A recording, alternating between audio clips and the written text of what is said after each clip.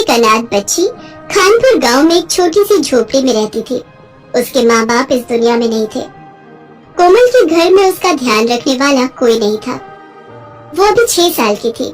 उसे अभी अपने बाल बनाने भी नहीं आते थे, जिसकी वजह से उसके बाल बहुत खराब हो गए थे। गांव के बच्चे भी कोमल को बहुत चिढ़ाते थे। एक दिन कोमल गांव के बच्चों के पास जाती है। अरे देखो देखो कौन आया है, इसके बाल तो देखो, ऐसा लगता है जैसे कभी कंघी ही ना की हो। बाल नहीं, घास है इसके सर पर तो। सभी बच्चे हंसने लगते हैं। कोमल रोते हुए वहाँ से चली जाती है और अपने घर आ जाती है। उसके घर में पुरानी टूटी हुई कंघी पड़ी थी। मैं भी अपने बाल कंघी से ठीक कर दूंगी। वो उस कंघी से अपने बालों को कंघी करने लगती है, लेकिन उसके बाल इतनी बुरी तरह से उलझ गए थे कि उनको ठीक करना आसान काम नहीं था। माँ, अब कहाँ चली गई? यहाँ कोई भी मेरे बाल नहीं बनाता। सब बच्चे मुझे चिढ़ाते हैं। मेरे बाल घास जैसे हैं। अगर आप होती तो मेरे बाल भी बाकी बच्चों की तरह सुंदर होते।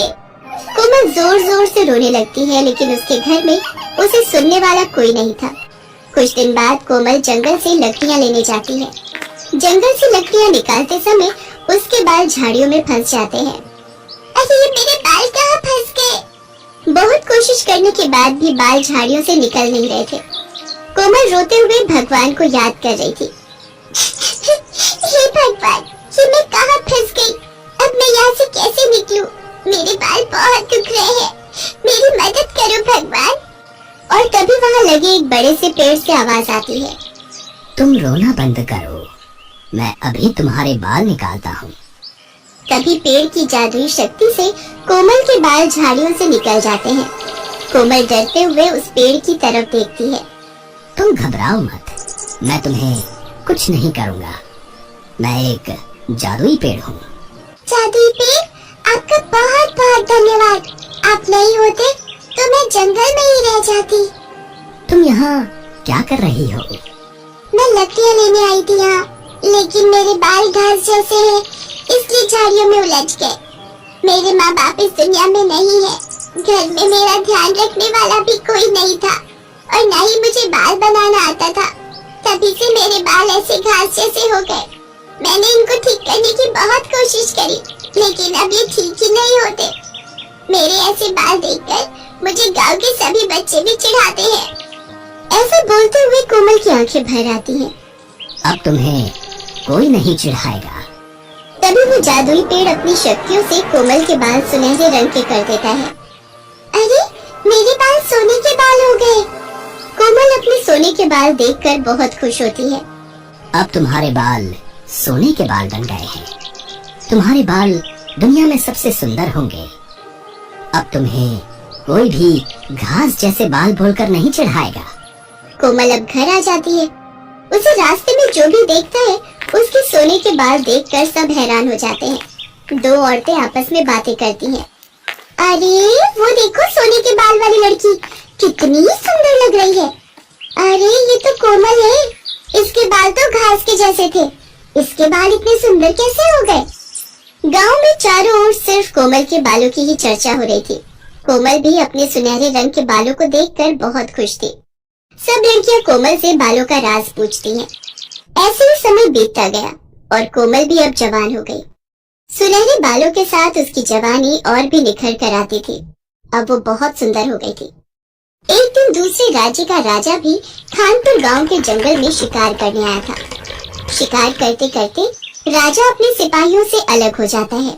तभी राजा को एक हिरन दिखाई देता है और उसके साथ हिरन का बच्चा भी था। राजा उन लोगों का शिकार करने उनके पीछे भागता है। हिरन अपने बच्चे को साथ लेकर भाग रहा था, लेकिन हिरन का बच्चा झाड़ियों में उलझ जाता है, जिसकी वजह से वो भाग नहीं पा रहा था। अपने बच्चे को ऐसे देखकर हिरन भी वहीं रुक जाता है। पीछे से राजा देखता है हिरन का बच्चा वहीं फंस गया है। अब कहाँ जाओगे अपने बच्चे को छोड़कर? अभी बताता हूँ। तभी अचानक कोमल भी वहाँ आ जाती है। कोमल उस बच्चे को देखती है तो हिरन के बच्चे को छुड़ाने लगती है। अरे घबराओ नहीं, तुम्हें कुछ नहीं होगा। मैं तुम्हें कुछ नहीं करूँगी। मैं तो तुम्हारी मदद करने के लिए ही यहाँ आई हूँ। तभी राजा देखता है सुनहरे रंग के बालों वाली लड़की हिरन के बच्चे को झाड़ियों में से निकाल रही थी। राजा उसके सुनहरे बालों को देखता ही रह जाता है। इतने सुंदर सुनहरे रंग के बाल, आखिर कौन है ये लड़की जिसके सोने के बाल हैं? मैंने आज तक इतने सुंदर बालों वाली लड़की नहीं देखी। राजा ये सोचते हुए आगे जाता है और जैसे ही उस जगह पहुंचता है तो वो देखता है कि हिरन और उसका बच्चा वहां नहीं थे और वो सुनहरे रंग के बालों वाली लड़की भी वहां नहीं थी। अरे, अब कहाँ चली गई वो लड़की? अभी तो यहीं थी। कुछ देर के बाद राजा के सिपाही भी वहां पहुंच जाते हैं। राजा अपने सिपाहियों से कहता है, मैंने अभी अभी एक सुनहरे बालों वाली लड़की को यहाँ देखा था। उसके बाल सुनहरे रंग के, बहुत ही सुंदर बाल हैं। जाओ, जाकर सारे गांव में पता करो कि वो लड़की कौन है। मुझे उससे शादी करनी है। तभी राजा के सिपाही गांव में जाते हैं और गांव वालों से पूछते हैं, इस गांव में सुनहरे बालों वाली लड़की कोई रहती है? हमारे राजा उससे मिलना चाहते हैं। हाँ, कोमल बिटिया के बाल सुनहरे रंग के हैं और वो सामने वाली झोपड़ी में रहती है। सिपाही अपने राजा के पास जाते हैं और उन्हें कोमल के घर ले जाते हैं। राजा झोपड़ी के बाहर जाकर खड़ा हो जाता है और आवाज देते हुए कहता है, कोई है अंदर? राजा की आवाज सुनकर कोमल बाहर आ जाती है। राजा दरवाजे के बाहर खड़े थे। जी कहिए। राजा कोमल को देखते रह जाते हैं। कोमल सुनहरे रंग के बालों के साथ बहुत सुंदर लग रही थी। जितने सुंदर बाल उतनी सुंदर सूरत। अब तो यही मेरी पत्नी बनेगी। अपने माँ बाबा को बुलाइए, हमें उनसे कुछ जरूरी बात करनी है। कोमल बताती है कि उसके घर में कोई नहीं है, वो अकेली रहती है। उसके माँ बाप इस दुनिया में नहीं है। राजा कोमल को अपने बारे में बताता है। मैं सूरत का राजा हूँ और यहाँ शिकार करने आया था। मैंने तुम्हें जंगल में देखा था। जिस हिरन के बच्चे को आपने छुड़ाया था, मैं उसका शिकार करने वाला था, लेकिन तुम्हारे सुनहरे बाल देखकर मैं तुम्हें देखता ही रह गया। क्या आप उस हिरन का शिकार करने वाले थे? लेकिन क्यों? इतने प्यारे जानवर को आप क्यों मारना चाहते हो? हमें आप बहुत पसंद हैं।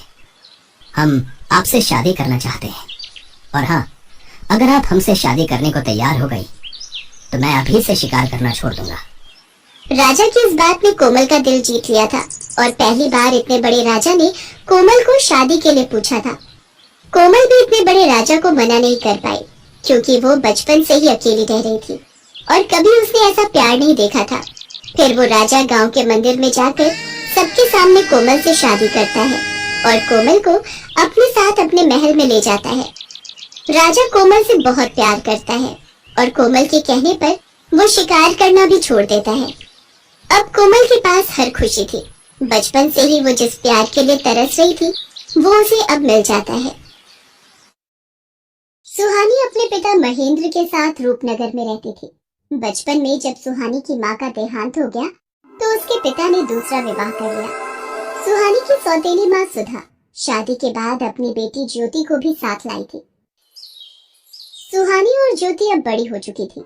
सुहानी देखने में बहुत सुंदर थी। उसके लंबे काले और घने बाल उसकी सुंदरता में चार चांद लगा देते थे। ये देखकर सुधा सुहानी से बहुत ईर्ष्या करती थी। एक दिन, ज्योति, तुझे कितनी बार बोला है तू भी सुहानी जैसे सुंदर बालों वाली बन। देख उसके बाल कितने काले, लंबे और घने हैं। पता नहीं कितने महंगे महंगे इत्र और खुशबू वाली जड़ी बूटियां लाकर दी हुई हैं। पर तुझे घूमने से फुर्सत मिले तो तू बालों पर ध्यान देना। सुहानी को देख कितने सुंदर बाल है उसके।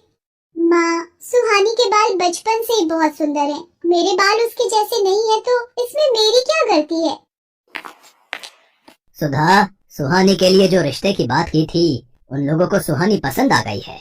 वो लोग अगले महीने ही विवाह के लिए बोल रहे हैं। मैं सुहानी को ये खुशखबरी बताकर आता हूँ। पिताजी, मैं आपको छोड़कर कहीं नहीं जाऊंगी। मुझे कोई विवाह नहीं करना। नहीं सुहानी बिटिया, हर कन्या के पिता को ये आस होती है कि उसकी पुत्री विवाह करके सकुशल अपनी ससुराल जाए। और फिर धर्मचंद जी जाने माने व्यापारी हैं, तो उनके पुत्र के साथ बहुत खुश रहेगी। और फिर सुहानी की शादी धर्मचंद जी के बेटे सुमेर चंद के साथ हो जाती है। सुहानी को अच्छा और पैसे वाला घर मिलता देख सुधा जलन से भर जाती है। मेरी पुत्री ज्योति का रिश्ता भी तो इतने बड़े सेठ के घर हो सकता था, पर इस सुहानी की वजह से ये संभव नहीं हो पाया। मैं भी देखती हूँ इसका विवाह इतने बड़े घराने में कैसे होता है। मेरी ये दवाई अपना असर दिखा देगी। सुहानी, जाओ जल्दी से स्नान कर लो, फिर विवाह के लिए तैयार भी होना है। हे भगवान, मेरे बाल कहाँ गए? मेरे सिर के तो सारे बाल गायब हो गए। ये कैसे हो गया? मैं गंजी हो गई। मेरे बाल कहाँ चले गए? पिताजी, पता नहीं, मैं नहाकर बाहर आई हूँ तो देखा मेरे सिर पर बाल नहीं है। पिताजी, अब मैं क्या करूँ? हे राम, ये क्या हो गया? तुम्हारे बालों से तो तुम्हारी सुंदरता थी, अब तुम गंजी हो गई हो। अब तो कोई भी तुमसे विवाह नहीं करेगा। ये सब क्या हो गया प्रभु? मेरी बेटी के साथ ऐसा क्यों हुआ? मेरी बेटी ने कभी किसी का बुरा नहीं चाहा, फिर उसको ही ये दुख क्यों मिला? सुहानी का रिश्ता टूट जाता है। महेंद्र भी सुहानी को लेकर अब बहुत दुखी रहने लगा था। सुहानी जब अपने पिता को दुखी देखती तो वो भी फूट फूट कर रो पड़ती थी, और ऐसा होते देख सुधा और ज्योति मन ही मन बहुत खुश होती थी। अब तो नगर के लोग भी जब सुहानी को देखते तो उसे गंजी कहकर उससे डर कर भाग जाते। अरे, ये गंजी लड़की कितनी बदसूरत दिखाई पड़ती है। हाँ बहन, इसे देखकर तो डर लग रहा है। चलो यहाँ से चलते हैं। हे भगवान, सब लोग मेरे से नफरत करते हैं। मेरे भी सपने थे कि मेरा विवाह होगा, मैं भी अपने ससुराल जाऊंगी। मेरे सारे सपने चूर चूर हो गए। मेरी वजह से मेरे पिताजी भी आज दुखी है। फिर मैं जीकर क्या करूंगी? तभी सुहानी के सामने उसकी माँ प्रकट होती है। माँ, आप कहाँ चली गई थी मुझे इस दुनिया में अकेला छोड़कर? मैं तुम्हारी मदद के लिए धरती पर आई हूँ। तुम बहुत अच्छी लड़की हो। अब तुम्हें निराश होने की आवश्यकता नहीं है। मैं तुम्हें ऐसे बाल दूंगी जिन्हें देखकर लोग तुम्हें कभी नहीं भूल पाएंगे। मैं तुम्हें सोने चांदी के बाल प्रदान करूंगी। जैसे ही सुहानी की माँ सुहानी के सिर पर हाथ फेरती है, सुहानी के सिर पर सोने चांदी के बाल आ जाते हैं। सोने चांदी के सुनहरे चमकते बाल सुहानी की खूबसूरती को और बढ़ा रहे थे। माँ, ये सोने चांदी के बाल तो बहुत खूबसूरत है। आपका बहुत बहुत धन्यवाद। आपने मुझे फिर से सुंदर बना दिया। आपने मेरी सारी परेशानी दूर कर दी। खुशी खुशी अपने घर जाओ सुहानी। अब कभी भी उदास नहीं होना। मेरा आशीर्वाद सदैव तुम्हारे साथ है। सुहानी खुशी खुशी घर की ओर चल पड़ती है। तभी रास्ते में नगर के राजकुमार की सवारी जा रही थी, इसलिए रास्ते पर चलते लोगों को कुछ देर के लिए रुकने के लिए कहा जाता है। नगर के राजकुमार को देखने के लिए कितनी भीड़ लग गई है। भीड़ में से निकलने की कोशिश करती हूँ। ये सोने चांदी के बाल वाली लड़की, अरे भीड़ में इसका चेहरा दिखाई नहीं पड़ रहा। कितने सुंदर बाल हैं इसके, कहाँ गायब हो गई? हम रथ से उतर कर भी नहीं जा सकते। ओहो, कितने सुंदर बाल थे उसके। वो तो खुद भी कितनी खूबसूरत होगी। सुहानी घर पहुँचती है। मैं अपने बालों को इस दुपट्टे से ढक लेती हूँ, नहीं तो माँ ढेरों सवाल पूछ लेंगी। मैंने इसकी ऐसी हालत कर दी है कि इसे अपने गंजे सिर को छुपाना पड़ता है। माँ, तुमने बहुत सही किया इस सुहानी के बाल गायब करके। सुहानी अपने कमरे में आ जाती है। उधर राजकुमार सूरज सिंह सुहानी के ही ख्यालों में डूबा हुआ होता है। वो सुहानी को याद करते हुए एक तस्वीर बनाता है। राजकुमार सूरज सिंह, आपके स्वयंवर की सारी तैयारियां हो गई हैं। दूर दूर से राजकुमारियों के लिए संदेश भिजवाया गया है। पर ये तुम क्या बना रहे हो? बिना चेहरे की तस्वीर? पिताजी, ये तस्वीर उस लड़की की है जिसके सोने चांदी के बाल हैं, और मैंने निश्चय किया है कि मैं इसी लड़की से विवाह करूंगा। बस मुझे उसे ढूंढना है, और वो कहाँ मिलेगी मैं यही सोच रहा हूँ। पुत्र, सोने चांदी के बाल वाली लड़की सिर्फ कहानियों में होती है। तुम ऐसी लड़की कहाँ ढूंढोगे? ये जिद छोड़ दो। पिताजी, चाहे मुझे पूरे नगर में ऐलान ही क्यों न करवाना पड़े, मुझे सोने चांदी के बाल वाली लड़की ढूंढनी है, और जिस लड़की के भी बाल सोने चांदी के होंगे मैं उसी से विवाह करूंगा। सेनापति जी, नगर में ढिंडोरा पिटवा दिया जाए। जिस लड़की के भी बाल सोने चांदी के हैं हम उसी लड़की से विवाह करेंगे। राजकुमार के कहने पर नगर में ढिंढोरा पिटवा दिया जाता है।